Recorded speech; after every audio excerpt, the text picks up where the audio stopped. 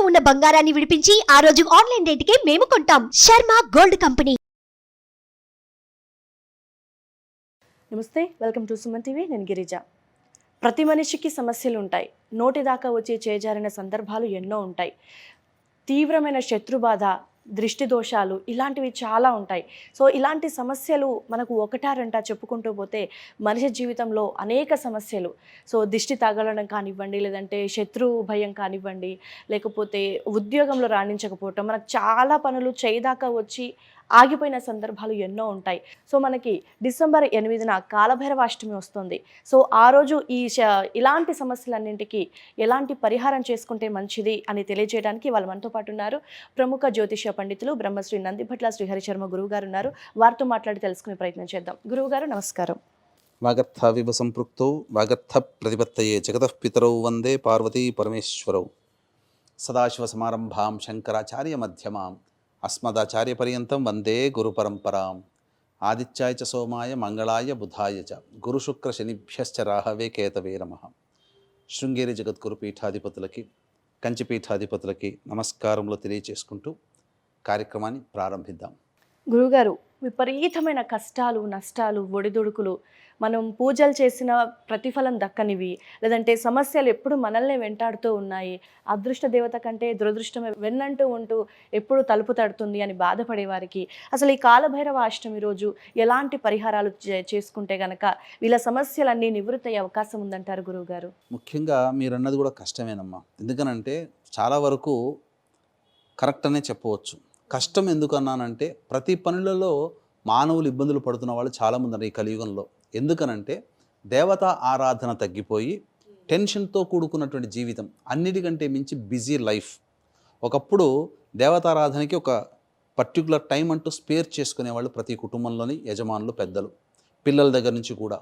కానీ ఉరుకుల పరుగుల జీవితంలో ఉండడం వల్ల ఆ దైవాన్ని మనం విస్మరించడం, తద్వారా నకారాత్మక శక్తి అనగా నెగిటివ్ ఫోర్స్ అనేటువంటిది మన ఇంట్లో, మన బాడీలో, ముఖ్యంగా మన పనులలో అన్నిట్లో ఈ నెగిటివ్ ఫోర్స్ ఉండడం. కాబట్టి ఉద్యోగం చేస్తున్న వాళ్ళు ఏమైనా ఆనందంగా ఉన్నారు అనుకుంటున్నారా?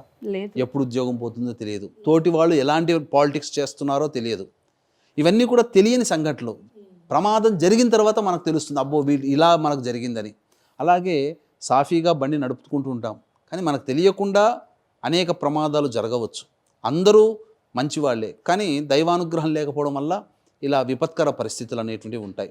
వ్యాపారం, గొప్పగా సాగుతున్నటువంటి వ్యాపారం కూడా నరదృష్టి, నరఘోష వల్ల తొలగిపోతుంది, పూర్తిగా అడుగంటిపోతుంది. ఇంట్లో కూడా ప్రశాంతత లేని జీవితాన్ని గడుపుతుంటుంటారు. ఇంకా ముఖ్యంగా చెప్పాలంటే ప్రతి మనిషికి కూడాను ఏదో ఒక సందర్భంలో ఘోరమైనటువంటి కష్టాలు అనుభవిస్తూ ఉంటుంటాడు.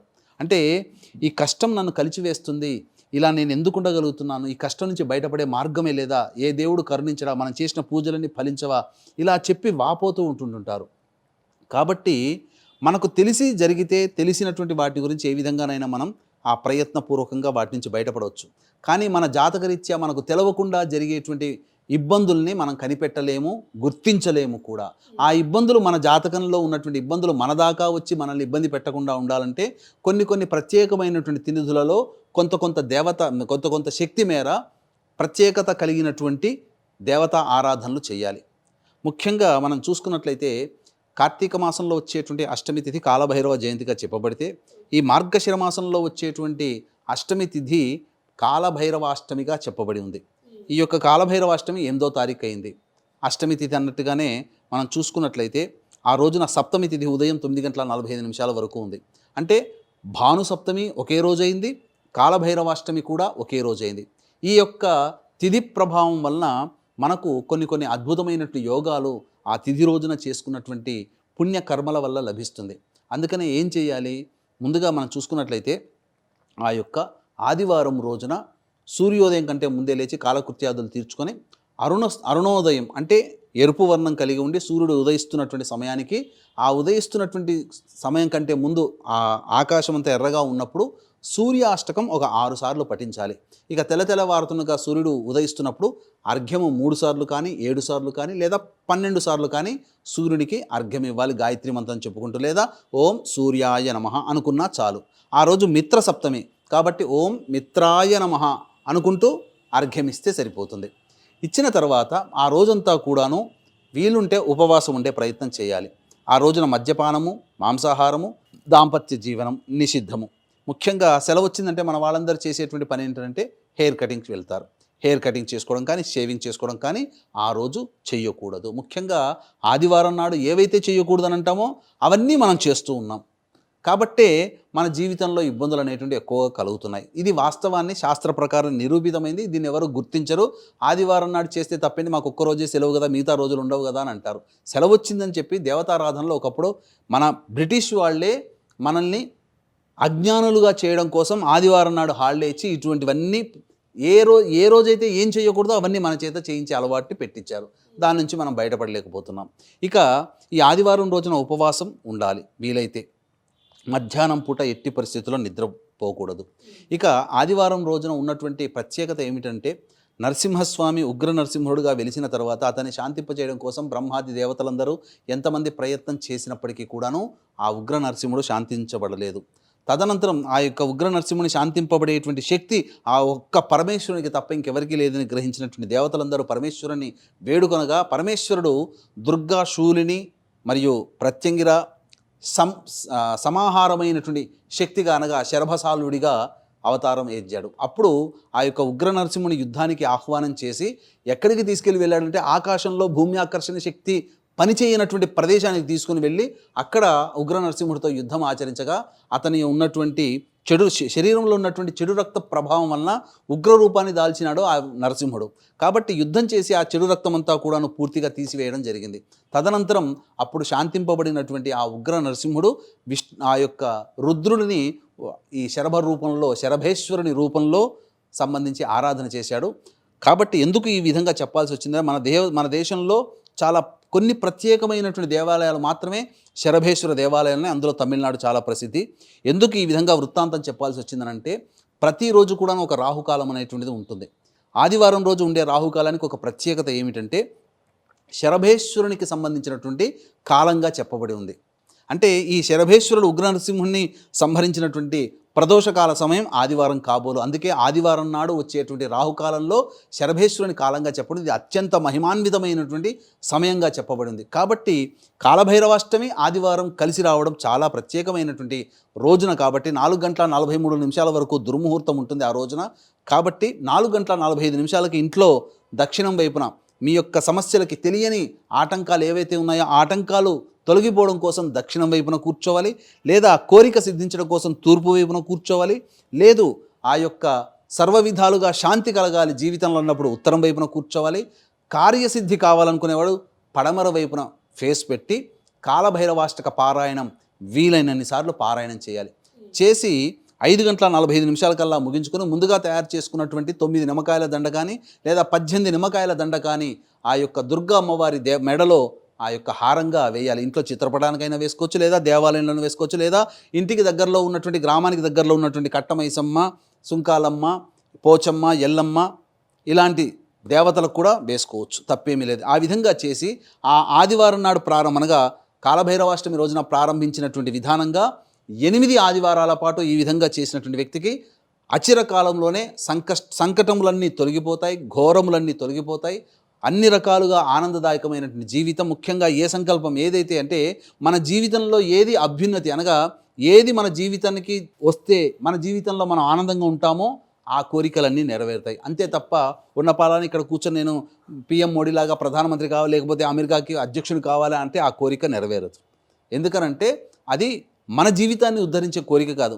మనం మనసులో ఏ విధంగానైతే కష్టాలు పడుతున్నామో, మనకు తెలియకుండా శత్రువులు ఏ విధంగానైతే ఇబ్బందులు పాలు చేస్తున్నారో, అలాగే మనం చేసేటువంటి ప్రతి పనులలో ఆటంకాలు తరచూ కలుగుతున్నాయో ఆ ఘోరమైనటువంటి కష్టాలు, నరదృష్టి, నరఘోష ఇవన్నీ కూడా తొలగిపోతాయి. ఇంకా ముఖ్యంగా ఆ రాహుకాల సమయంలో గనక వ్యాపారానికి స్థలంలో కానీ ఇంటికి కానీ దిష్టి కనుక ఉన్నట్లయితే ఆ యొక్క సమయంలో బూడిద గుమ్మడికాయకి చక్కగా అలంకరణ చేసి ఆ యొక్క కాలభైరవుని ఆవాహన చేసి ఆ గుమ్మడికాయని పూజ చేసి ఉన్నటువంటి రాహుకాలంలో కనుక ఇంటికి గుమ్మానికి కానీ వ్యాపార స్థలంలో కానీ కట్టినట్లయితే సకల దిష్టి దోషాలు తొలగిపోతాయని చెప్పడంలో ఏమాత్రం సందేహం లేదు. వీక్షించేటువంటి ప్రేక్షకులకు కూడా గమనిక. దత్త జయంతి సందర్భంగా డిసెంబర్ 15వ తారీఖు రోజున సుప్రసిద్ధ మహిమాన్విత కాశీక్షేత్రంలో జాతకరీత్యా కలుగు విద్య, వివాహ, ఉద్యోగ, దాంపత్య, సంతాన, అనారోగ్య సమస్యల నివారణకి మరియు గోచార రీత్యా కలుగు వృషభ, మిథున, కర్కాటక, సింహతుల, వృశ్చిక, మకర, కుంభమీన రాశిలో జన్మించిన వారికి శనిదోష పరిహారార్థమై సర్వదోష నివారణ పూజల హోమాలు పర్ హెడ్ 1500 రూపాయలకి డిసెంబర్ 15వ తారీఖు రోజున కాశీ క్షేత్రంలో చేయించడం జరుగుతుంది. అవకాశం ఉన్న వాళ్ళు కార్యక్రమ తదనంతరం కాంటాక్ట్ చేసి మీ గోత్రనామాలు నమోదు చేసుకోవచ్చు. ఓకే గురుగారు, మామూలుగా అయితే రాహుకాలంలో కాలభైరవ అష్టకం చదివితే మంచిది అనేది ఇదొక్క నానుడియే తెలుసు, కానీ ఈ కాలభైరవ అష్టమి రోజున ఈ విధంగా పరిహారాన్ని చేసుకుంటే ఇన్ని రకాల సమస్యలు దోషాలు తొలగిపోతాయి అనేది చాలా చక్కగా తెలియజేశారు గురువుగారు. మంచి పరిహారాన్ని తెలియజేశారు. ఇంకా చెప్పాలి అని అంటేనమ్మా, ఆ రోజున చేసుకోదలిస్తే కాలభైరవాష్టమి సందర్భంగా ప్రదోష కాల సమయంలో ఇంటికి 4 దిక్కులు ఉంటాయి కదా, 4 దిక్కుల్లో ఒక రాశి గళ్ళ ఉప్పు రాశిగా వేసి 4 దిక్కుల్లో దాని మీద 3 తమలపాకులు పెట్టి ఆవ నూనెతో దీపారాధన చేస్తే చాలా విశేషం. 4 దిక్కుల్లో కానీ 8 దిక్కుల్లో కానీ పెట్టవచ్చు. అప్పుడు ఇంటికి రక్షణగా ఉంటుంది. ప్రదోషకాల సమయంలో కానీ లేదా అష్టమి తిథి 9:45 ప్రారంభమవుతుంది కదా, 10 గంటలకల్లా శివాలయానికి చేరుకొని ఆ యొక్క కాలభైరవునికి ఆవ నూనెతో అభిషేకం జరిపించుకుంటే ఇంకా చాలా విశేషము. ఆ రోజున పూర్తిగా నలుపు వర్ణము కలిగినటువంటి కుక్కకి మినప వడమాల, అనగా చిల్లి గారే కాదమ్మా, చిల్లి ఉండకూడదు, మామూలుగా ముద్ద వడమా మినపలతో మినపగుళ్ళతో చేసినటువంటి, అనగా పొట్టు మినుపు వాడాలి. పొట్టు తొలగించినటువంటి వాడకూడదు. పొట్టు ఉన్నటువంటి మినప పిండితో గారెలు చేసి, వడలు చేసి, లేదా గారెలైనా వడలైనా, గారెలు అంటే చిల్లి గారెలు కూడా కాదు, ఆ విధంగా చేసి 18 గారెలు కానీ వడలు కానీ, లేకపోతే 9 అయినా కానీ, ఈ విధంగా చేసి కాలభైరుని పూజ చేసి ఆ కాలభైరుని మెడలో వేస్తే చాలమ్మా. ఆ పూజ అంతవరకే. విశేషమైనటువంటి కాలభైరుని యొక్క అనుగ్రహం కలుగుతుంది. ఆ యొక్క శునకము, ప్రత్యేకించి శునకాన్ని పూజ చేసే సందర్భాలు కొన్ని ఉంటాయి. ఈ కాలభైరవాష్టమి రోజున చేసుకోమన్నది కాబట్టి, అంటే శునకాన్ని కనుక మనం తరచూ ఇంట్లో ఉంటే మనం చేసుకున్నటువంటి తీర్థయాత్రలు కానీ పూజలు చేసుకున్నటువంటి పుణ్య ఫలితం పోతుంది మన శరీరాన్ని తాకిన. కానీ ప్రత్యేకించి కొన్ని సందర్భాలు ఉంటాయి. ఆ సందర్భాల్లో ప్రత్యేకమైనటువంటి పుణ్యతిథుల్లో ఈ యొక్క శునకానికి కనుక నల్ల కుక్క దొరకలేదు, కనీసం ఏ కుక్కనైనా కానీ కాలభైరునిగా భావించి ఆ కుక్క గనక ఈ చెప్పబడినటువంటి మినపవడలు ఇవి. ఇంకా ముఖ్యంగా చెప్పాలి అని అంటే సంబంధించినటువంటి చపాతీ, తీపి చపాతీలు ఉంటాయి కదమ్మా, అంటే చపాతీ మధ్యలో బెల్లం వేసి కందులు వేసి చేస్తారు కదా, ఆ విధంగా తీపి చపాతీలు కనుక కుక్కకు పెడితే సమస్త కోరికలు నెరవేరుతాయి. ఈ కాలభైరవాష్టమి రోజున విశేషంగా అది అనుగ్రహిస్తుంది. అలాగే మినప వడమాల, మినప గారెల మాల కూడా వేయవచ్చు. ఈ విధంగా చేసుకోవచ్చు.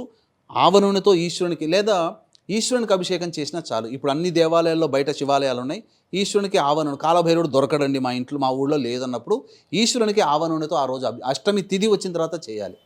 ఈ విధంగా చేసి ఇంటికి 4 దిక్కుల్లో కానీ 8 దిక్కుల్లో కానీ గళ్ళ ఉప్పుని రాశిగా పోసి ప్రదోషకాల సమయంలో ఆవ నూనెతో దీపారాధన చేయాలి. అది చాలా విశేషం. ఇది ఈ విధంగా చేసుకుంటే అద్భుతమైనటువంటి కాలభైరుని యొక్క అనుగ్రహం కలిగి అచిరకాలంలోనే మనం ఏవైతే సంకల్పం మన కష్టంగా భావిస్తున్నామో ఆ కష్టం తొలగిపోయే మార్గం మనకు కనబడుతుంది. తద్వారా మన సమస్యలు పరిష్కారం అవుతాయి. అవకాశం ఉంటే కాలభైరవాష్టమి రోజున సంకల్పం చేసుకోండి. దత్త జయంతి సందర్భంగా డిసెంబర్ 15వ తారీఖు రోజున మన పీఠం ఆధ్వర్యంలో కాలభైరవ హోమం కూడా జరుగుతుంది. కాబట్టి ఆ చేసేటువంటి సర్వదోష నివారణ పూజల హోమాల్లో కాలభైరవ హోమం పర్ హెడ్ 1500 రూపాయలు. కాబట్టి అవకాశం ఉన్నాడు కార్యక్రమ తదనంతరం కాంటాక్ట్ చేసి మీ గోత్రనామాలు నమోదు. ఓకే గురువు గారు, కాలభైరవ అంటే ఆ రోజు చేయాల్సిన పరిహార మార్గాన్ని చాలా చక్కగా ఈజీగా అందరి ఇంట్లో చేసుకునే విధంగా తెలియజేశారు గురువు గారు. ధన్యవాదాలు. సర్వం శ్రీ ఉమామహేశ్వర పరబ్రహ్మార్పణమస్తు.